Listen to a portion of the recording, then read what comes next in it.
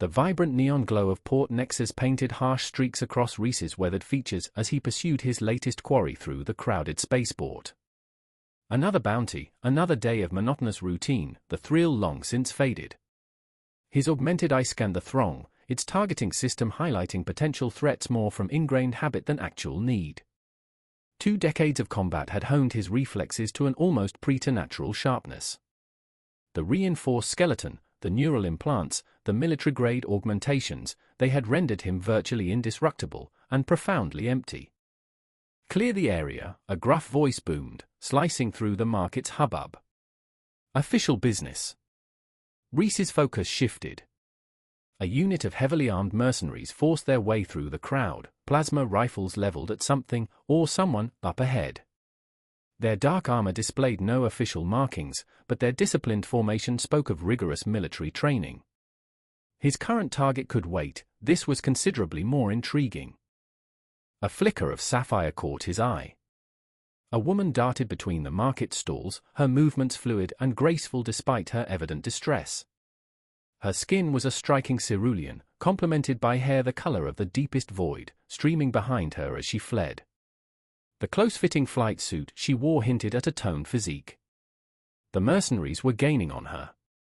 Their leader fired a warning shot that scorched the wall a hair's breadth from her head. Reese reacted instinctively, his combat protocols taking over. Time seemed to stretch as his augmentation surged. He vaulted over a fruit stand, landing between the woman and her pursuers in a defensive stance. "Stand down," he commanded, his voice heavy with the authority of countless victories. The lead mercenary sneered. "This doesn't concern you, stranger. Walk away." 5 against 1. Those odds seem a bit unbalanced. Reese's lips curved into a chilling smile. "For you." The first mercenary lunged with a roar. Reese sidestepped, seized the man's arm, and used his own momentum to hurl him into his comrades. The second attacker managed to discharge his weapon, but Reese's predictive combat systems had already charted the projectile's path. He inclined his head slightly, letting the plasma bolt hiss past his ear. In the next instant, he closed the distance, his augmented strength easily overcoming their armor. Bodies hit the ground with brutal efficiency, each strike calculated for maximum effect, minimal energy expenditure. Within seconds, all 5 mercenaries lay groaning or unconscious. He turned to face the woman he'd rescued, anticipating gratitude. Instead, he found himself met with a look of amused condescension.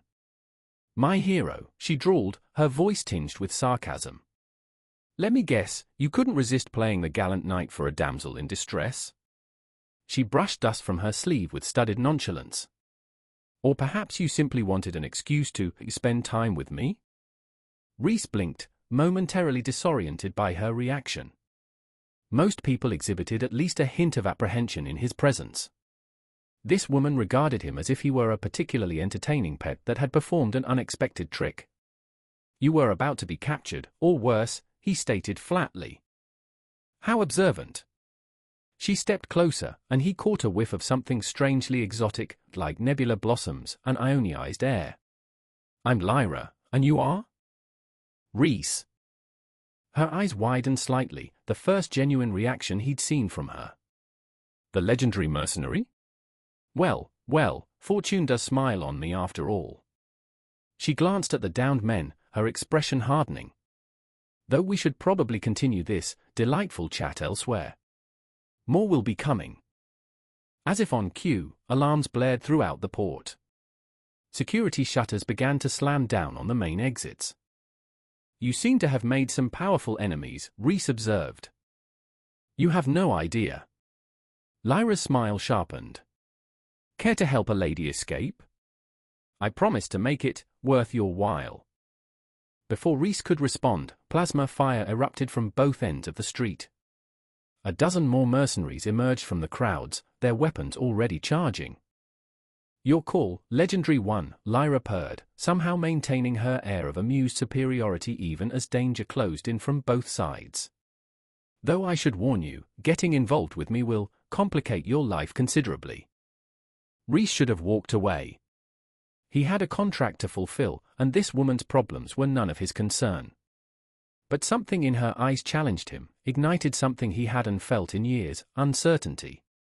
For the first time in recent memory, he couldn't predict the outcome.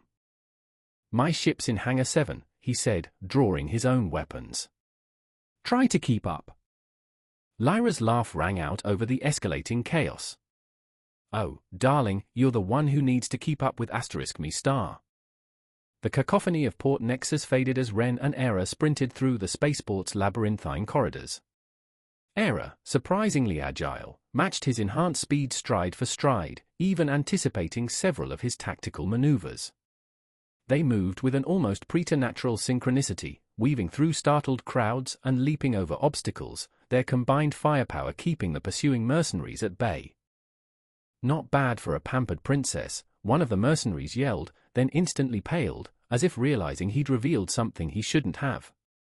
Ren glanced at Era, who was calmly using a stunned mercenary as a shield while returning fire with the man's own weapon. She caught his look and winked. "We all have our little secrets, don't we?" They reached Ren's ship just as the hangar doors began to close. He slammed his hand on the entry panel, and the sleek vessel's ramp descended. More mercenaries flooded into the hangar behind them.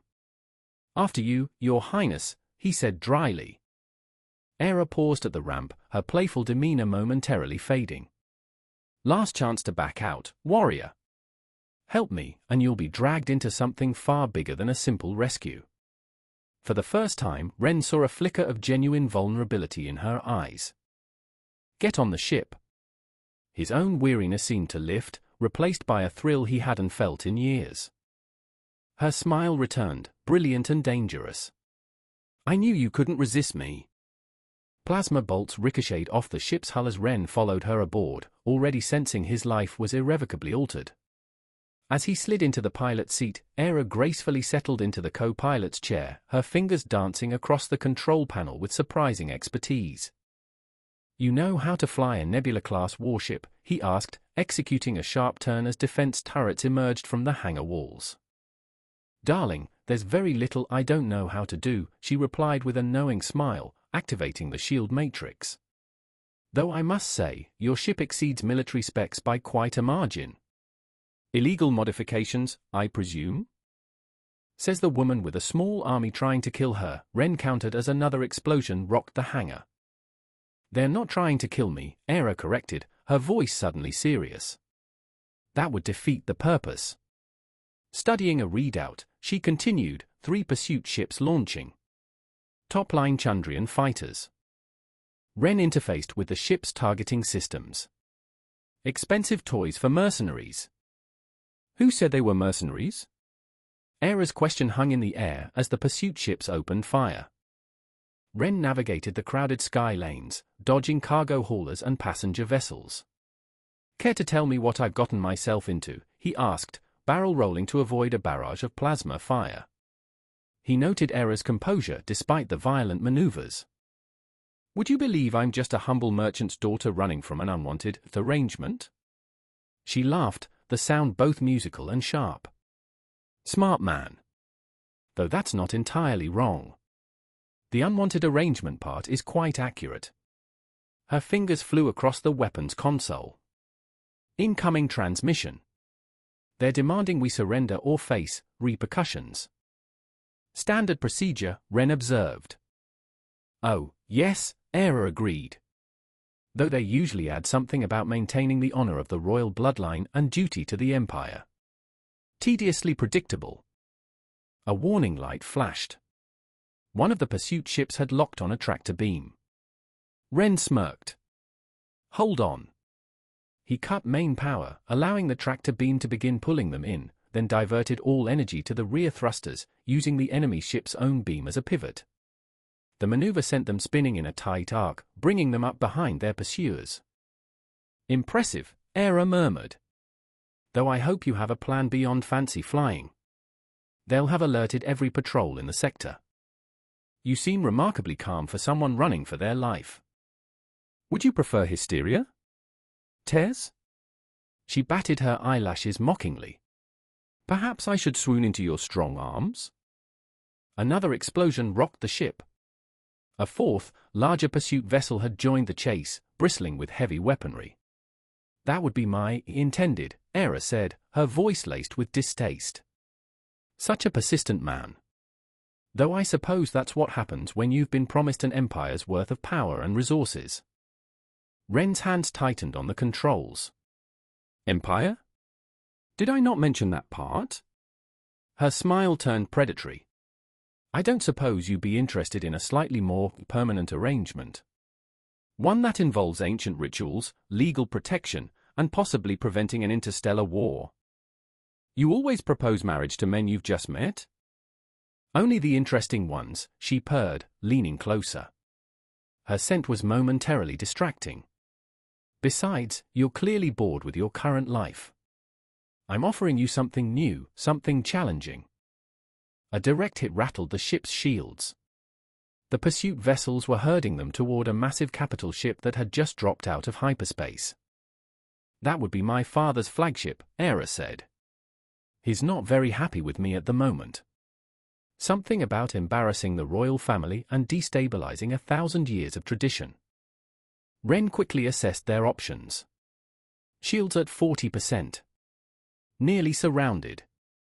And he still had no idea who this woman really was or why he was risking his life for her. This ritual you mentioned, he began, executing another evasive maneuver. What exactly does it involve? Her smile widened. It's a test of strength, courage, and compatibility. If you pass, you'd have the legal right to protect me from all challenges, including my dear father and his choice of husband. And if I fail? She shrugged elegantly. Then we both probably die. But you don't seem the type to fail, Ren. That's why I chose you. You mean that's why you manipulated me into helping you? Semantics. Her expression turned serious. They're powering up their main weapons. Whatever you're going to decide, decide quickly. Ren looked at her, really looked at her. Behind the flirtation and bravado, he saw a familiar weariness, a similar yearning for something real in a universe of hollow victories. He made his decision. Hold on, he said, punching in coordinates for a blind hyperspace jump. Where are we going? You tell me, princess. Where does one go to start an ancient ritual? Her genuine smile, he decided, was far more dangerous than her mocking one. Set course for the eternal sanctum, Ren. And thank you for not making me beg.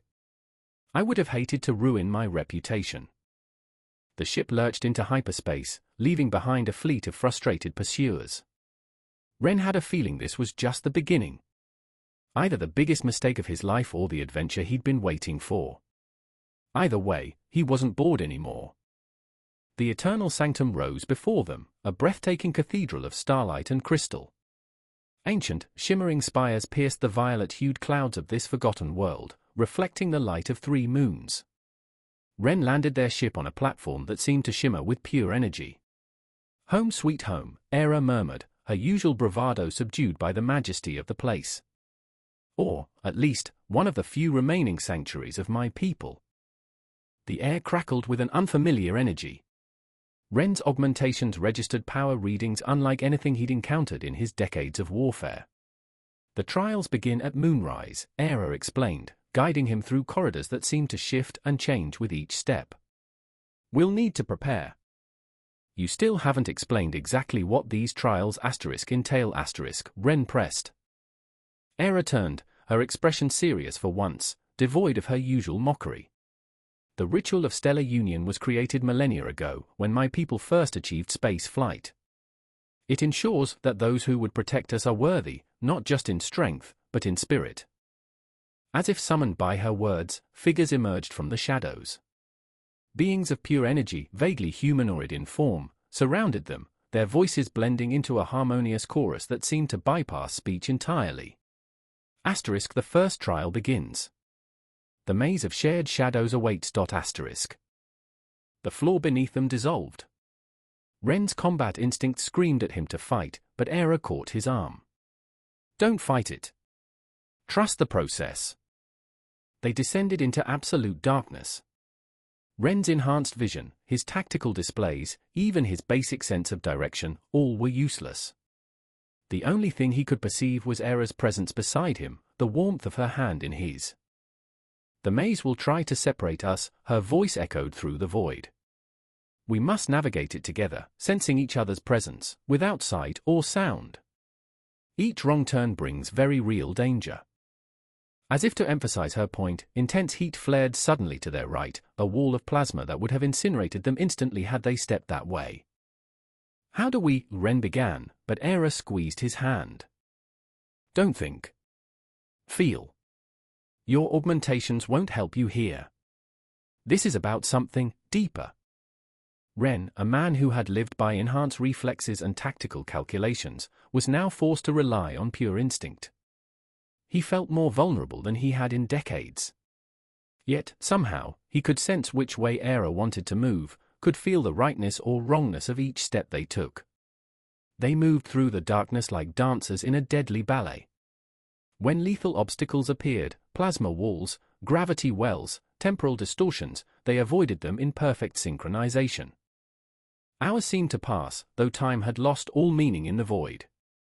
Finally, light returned. They stood in a vast chamber, still hand in hand. Era was trembling slightly, though her voice remained steady. "Well done," she said. "Most pairs don't survive the first trial." "You might have mentioned that before we started," Ren said dryly. She smiled, but it wasn't her usual smirk. "Would it have changed your decision?" Before he could answer, the chamber shifted. The second trial had begun. This one proved even more challenging. They were separated, each facing a series of increasingly difficult obstacles. But Ren could feel Era's presence in his mind, could sense her determination, and, surprisingly, her fear. The link goes both ways, she had warned him. Everything you feel, I feel. Everything I feel, He understood now. Behind her carefully constructed walls of sarcasm and seduction lay deep wounds. He felt her pain at her father's betrayal, her terror at being forced into an unwanted union, her desperate loneliness. And she, in turn, felt his emptiness, the hollow that years of combat had carved into his soul, the weariness of being untouchable, undefeatable, and alone. When they finally reunited at the trial's end, something had changed between them. The air crackled with unspoken understanding. "You saw," she said simply. "Everything. And you're still here." "So are you," he replied. The third trial, unlike the others, wasn't about physical prowess or navigating deadly illusions. It was a trial of truth, of complete vulnerability. They stood before the crystalline pedestal at the heart of the eternal sanctum, the air thrumming with ancient power. Era took Ren's hand, her touch sending a jolt of energy through him. As their hands met, the pedestal flared with light, and their minds merged. Every hidden corner of their beings was laid bare. Ren experienced Era's childhood, the stifling formality of the royal court, the constant pressure to be perfect, the gnawing loneliness. He felt the pain of her father's betrayal, the terror of being forced into a political marriage, the desperate yearning for freedom and genuine connection. He saw flashes of defiance, of quiet rebellion, of a fierce spirit hidden beneath a carefully constructed facade of playful mockery. And Era, in turn, experienced the horrors of Ren's past.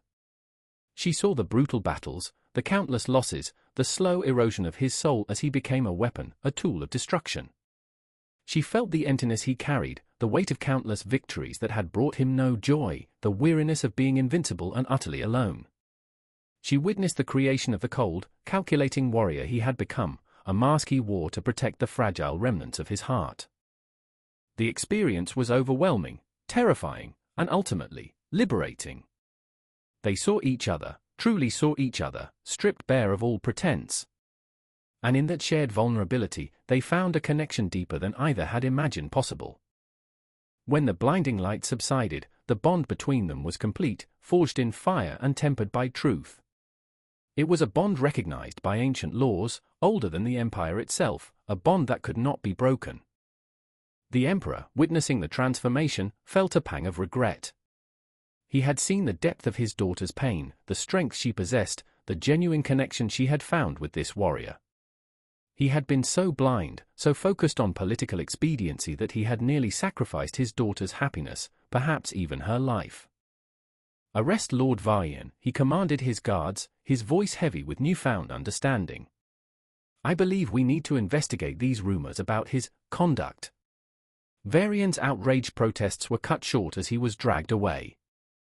Era turned to Ren, her eyes shining with a mixture of relief and lingering vulnerability. "Well," she said, attempting to regain her usual light-hearted tone, that was certainly a more intense bonding ceremony than most. Ren, feeling the tremor in her voice through their now complete bond, gently pulled her closer. "It seems we have a knack for unconventional rituals." As discussions of alliances and reconciliations filled the chamber, Ren held Era close, their bond a silent symphony of shared emotions. He knew their journey was far from over. They had challenges ahead, enemies to face, an empire to rebuild. But now, they would face them together, united by a bond stronger than any weapon, any law, any political maneuver. He wasn't bored anymore. He had found something worth fighting for, something worth living for. He had found his other half.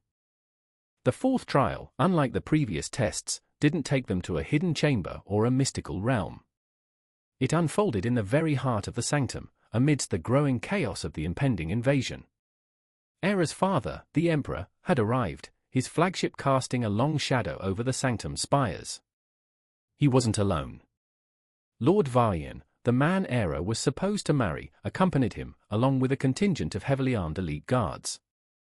"Era, my wayward daughter," the Emperor boomed, his voice laced with a strange mixture of affection and disappointment. "You know this union is for the good of the Dominion. Lord Varyan's forces are essential to our survival." "Survival?" Era retorted, her voice shaking with barely suppressed fury. "Or his personal gain? Did he tell you about his reputation? His fondness for abusing power?" The Emperor faltered, a flicker of doubt crossing his face. He glanced at Varyan, whose charming smile had vanished, replaced by a chilling mask of anger. "Enough of this," Varyan snapped. "Guards, seize the princess. Kill the mercenary." The elite guards surged forward, their movements precise and deadly. Ren and Era fought back to back, their movements synchronized, their combined strength amplified by their incomplete bond.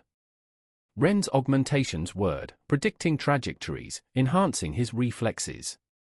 Era, meanwhile, seemed to anticipate the sanctum's defenses, triggering energy fields and crystalline barriers that slowed the attacker's advance. "Impressive," Varyan sneered, observing their desperate defense. "But ultimately futile. Even if you reach the pedestal, the bonding ceremony takes time. Time you don't have." Just then, another explosion ripped through the sanctum's walls. Through the breach strode a figure that made both Ren and Era pause. It was Era's older brother, Jackson, his face grim, his hand resting on the hilt of an energy sword. "Jackson!" Era cried, relief flooding through their bond, quickly followed by confusion. She had always trusted her brother, relied on his wisdom and support. But he stood beside Varyan, his expression unwavering. "Era," Jackson said, his voice heavy with regret.